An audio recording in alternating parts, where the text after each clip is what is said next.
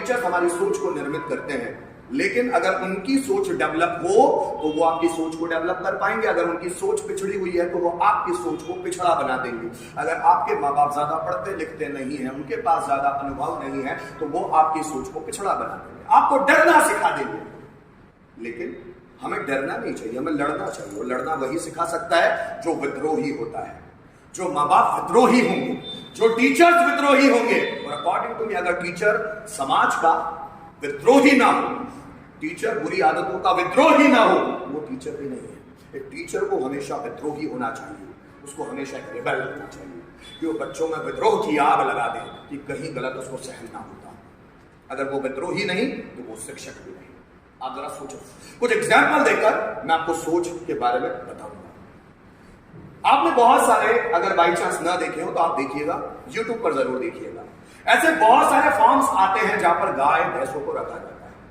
Dairy, दूध dairy, बड़े बड़े फार्म्स होते हैं किसानों को, जिसमें गाय घोड़ों को पालने का काम किया जाता है, उसमें भैंसें भी पाली जाती हैं। एक छोटा सा भैंस का बच्चा पैदा होता है, चलने लगता है, तो उस डेयरी फार्म का किसान उस भैंस के बच्चे को लकड़ी के खूंटे से बांधता है और लकड़ी के खूंटे से रस्सी लगाकर उस भैंस के बच्चे को बांध देता है और उसके सामने एक भूसे का कटोरा रख दिया जाता है कि चल खा इसे। वो भैंस का बच्चा बहुत ताकतवर होता है, लेकिन बचपन से वो किसान उस भैंस के बच्चे को रस्सी से खूंटे से बांध देता है और उसके सामने चारे का कटोरा रख देता है कि इसको खा। सालों खाते खाते वो भैंस का बच्चा इन चीजों का आदी हो जाता है, बंधे रहने का और भूसा खाने का। अब चूंकि वो जो किसान है उसने वो रस्सी भैंस के गले में नहीं बांधी है, उसके मन में बांधी है कि तुझे रस्सी से बंधे रहना है और तुझे सिर्फ ये भूसा खाना है।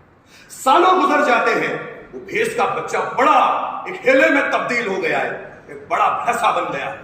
अब वो चाहे तो ऐसी दसियों रस्सियों को तोड़ सकता है, लेकिन आज भी वो बाहर से आता है चर भर के, उसको रस्सी से बांधा जाता है और आज भी उसके सामने भूसे का कटोरा रखा जाता है, वो भूसा खाता है। वो भैंसा बहुत ताकतवर बन गया है, लेकिन चूंकि उसके मन पे रस्सी बंध गई है कि मुझे रस्सी से बंधना है और भूसा खाना है, इसलिए वो भैंसा कभी उस रस्सी को तोड़ने की कोशिश भी नहीं करता। लेकिन अगर वही किसान किसी जंगली भैंसे को रस्सी से बांधने की कोशिश करेगा तो वो जंगली भैंसा किसान को रोक देगा। पता है क्यों? क्योंकि वो जंगली भैंसा आजाद रहने के लिए पैदा हुआ है, गुलाम रहने के लिए हम भी पैदा नहीं हुए हैं। लेकिन आसपास का समाज, हमारे माँ बाप और हमारे टीचर्स हमारे मन में खूंटे से बांधी हुई रस्सी को बांध देते हैं कि बस इतना ही, इससे आगे सोचना नहीं है।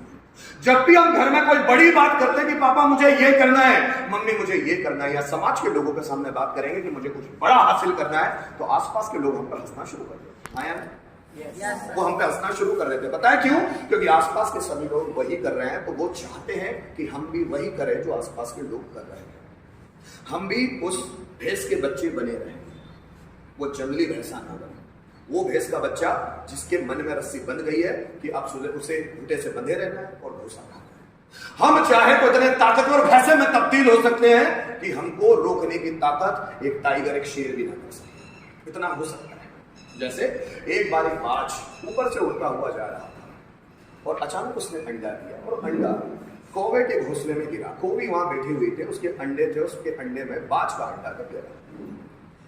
कौवी ने उन सभी अंडों को सेया, उनको गर्मी दी। कुछ दिनों बाद उन अंडों में से बच्चे निकले। सभी बच्चे कौवी के थे तो कौवे निकले और एक बाज का अंडा था, उसमें से बाज निकला। अभी सभी कौवे के बच्चे उड़ना सीख रहे थे और वो बाज का बच्चा भी उड़ना सीख रहा है। अब बाज आसमानों के ऊपर तैरता है, उसकी आदत है, वो धीरे ऊपर, मतलब थोड़ी थोड़ी ऊंचाइयों पर नहीं तैरता, वो उड़ता है, वो आसमानों में उड़ता है, तैरता है बिल्कुल। उसका उड़ना देखो।